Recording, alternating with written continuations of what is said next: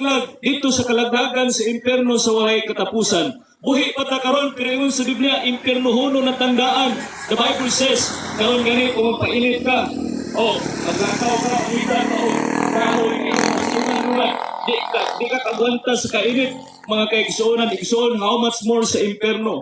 Ingon sa Biblia, ang lugar sa impyerno doon na dito pagkagot o ngipon. Kalayo nga dili mapalong.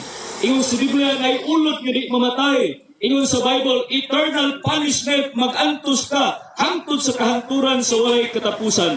Pero salamat sa Ginoo, niya ami karon nga buntag, aron magwali sa inyo, nga dunay maayong balita.